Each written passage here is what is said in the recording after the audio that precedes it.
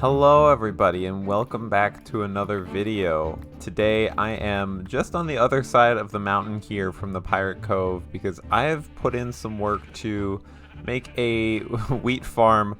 The one underneath that building just wasn't cutting it anymore.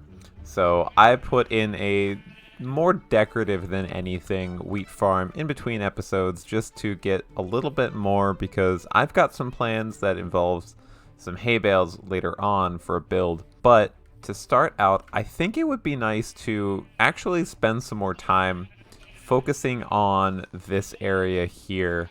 I've mostly been doing this off camera just because it's a lot of boring stuff like breeding up cows and sheep and everything like that, planting wheat. There's an area back here that I actually want to do a little bit of building on over here. I really love the way that this pond looks, and it works really well with this path here. I think what we're going to do is clear out some of this area and put in a little bit of decoration here. I've put in some trees for now just to add some color and make it look like, I don't know, this is something more important than just a pond, but I actually have a design here that I'm really excited for that I want to add in. But I'm going to prep this area a bit, mostly just cut down some trees, make sure that some of the grass blocks and everything are in the right place, take care of that skeleton behind us, and then I will be right back to show everyone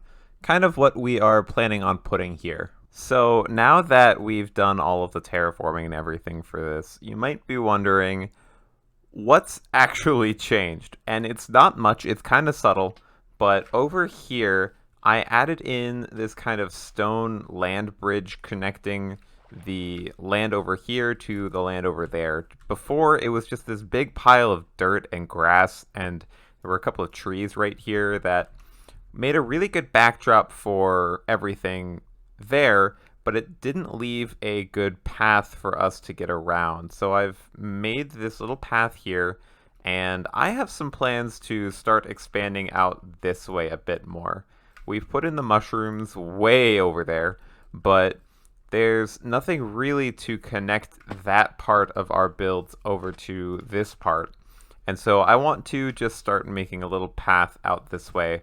I'll probably cut down some trees just throughout this episode, so you'll probably see some things change over time. For now, I want to focus on this area here, and I have a design in mind. I found a design online. It's for a couple of frog statues, and one thing that you might not know is our crewmate Jelly over there loves frogs. Let's just mark out, I think we're going to try to do it right here.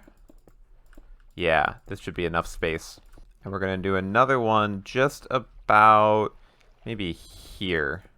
And even though it's a pretty small change, I think it makes a huge difference. This is a design from Bit Gardener. I will link their tutorial in the description, but I love how this looks. It's super cute. And then over here, I added in a little footpath, so there's some stone and andesite, just steps to go through in addition to the lily pads, and then dotted around some candles for light sources. And I did some little cattail reeds as well around the statues. I think those look really cute, and it's a good use of some of our candles that we made in the last video.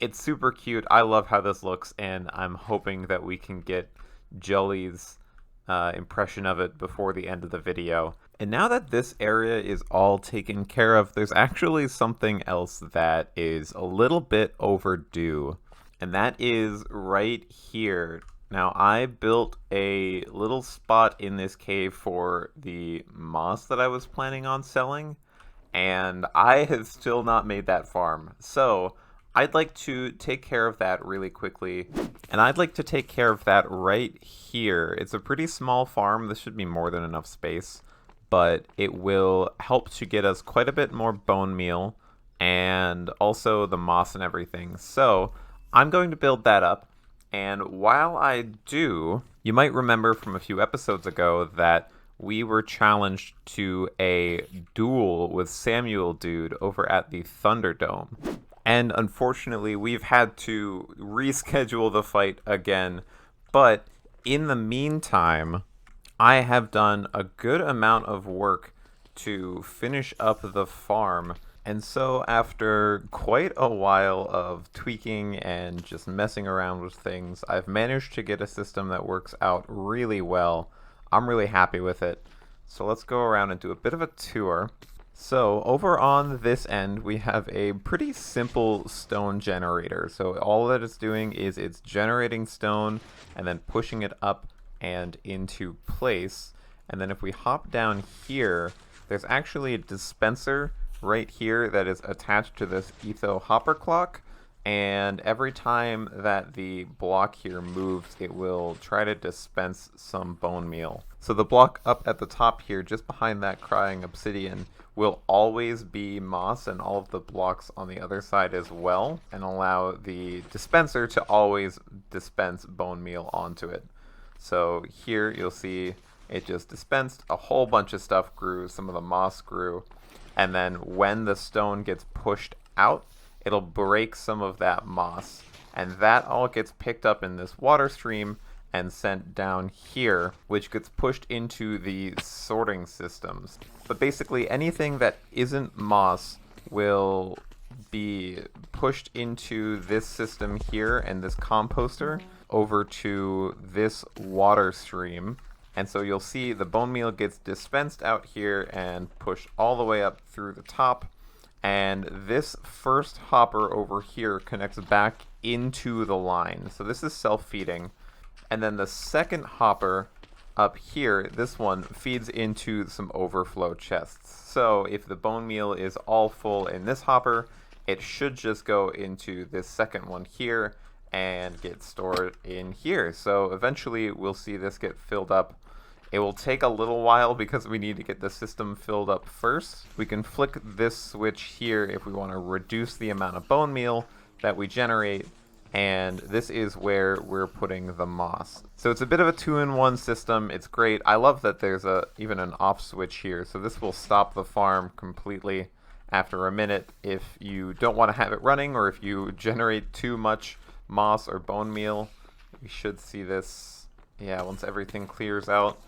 It is totally off. No more water running off the top, no more stone being generated, and then we can just flick it back on when we're ready. This is great. I love how this came out. It took a while to figure out all of the water flows and everything. I actually had to build this module of it about 3 or 4 times because I kept finding issues where the sorting system back here would lock up some of the hoppers, and then I needed to move everything over one, and then I needed to kind of twist some of the redstone around so that it would fit appropriately, but I'm really happy with how this came out. But I'm going to wait a little while and just let the system fill up with bone meal. But then after that, there's one more project that I'd like to take care of, and it's back over at the Pirate Cove.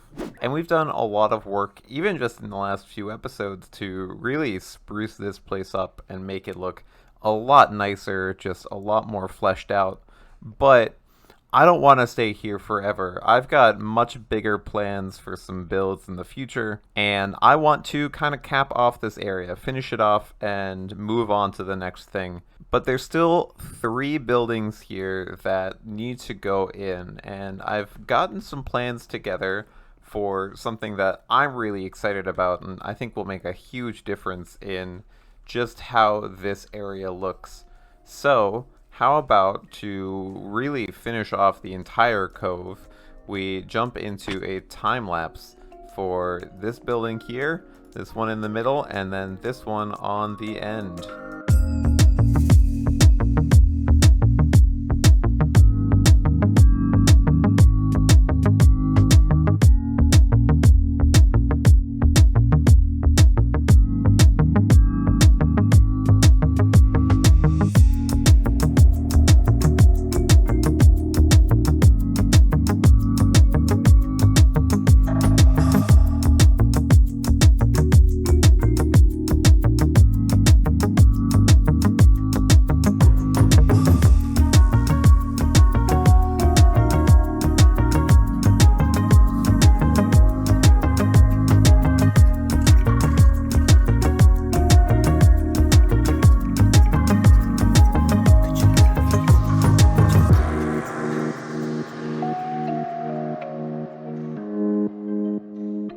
with that, the Pirate Cove is all finished, at least for now. I'll probably go back and make some changes eventually, but I'm really happy with this. I think it came out really good. We've got this stable here for all of our horses and everything, so that they're nice and safe and out of the rain. And then in here, I've come up with a pretty cool design with some floating candles and a whole bunch of bookshelves. And if you look up here, I actually put some glass in so that it makes the bookshelves seem like they just keep going and going. So this is a great look. I love the three tiers of it. It's got great height, and it kind of helps to blend in with the mountain a bit more.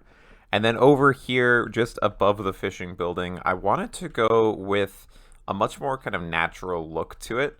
So I added in this moss on the bottom, but I also have these, I don't even remember what they're called now, but they are like warped roots. It looks almost like blue grass, and I would have liked for this copper to be oxidized before I put all this in. That's how I had it in the design, but I didn't get to it, so we'll just let it age naturally over here, and hopefully eventually it will be kind of blending in with this look. I wanted this whole building to look kind of like the ocean and have all of the kelp blocks and everything be very natural and water oriented. Right now there's nothing in here, but I'll probably just store some things like any guardian goodies that I come across, or fishing poles or fish or anything like that in here.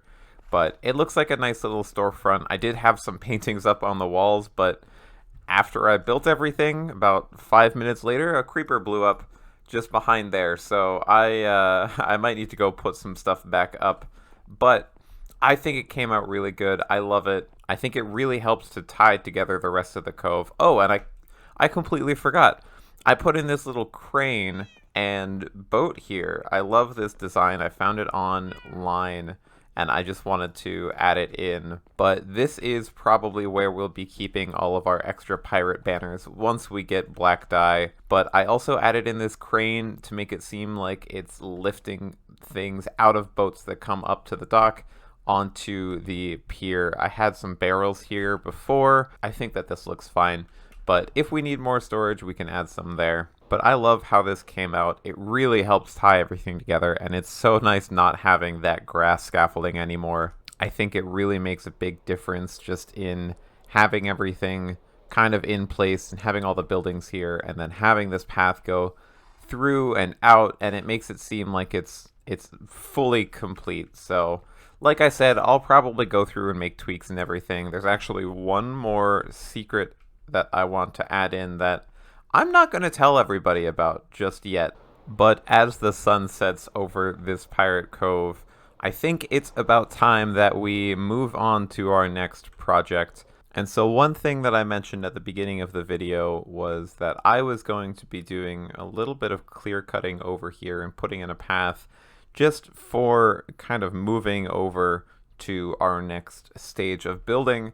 And that's exactly what I've done. So I've cut down some trees and put in a very loose path through this jungle. It's still pretty dangerous at night, don't get me wrong. But to see how this comes out, you're going to have to wait until next week. Thank you all so much for watching, but we are out of time today. I think we did quite a bit of stuff. We finally got a moss farm that works really well, moss and bone meal, and we have pretty much completed this entire build over here. So thank you all so much for watching. If you liked the video, please consider giving it a thumbs up, and I will see you all next time.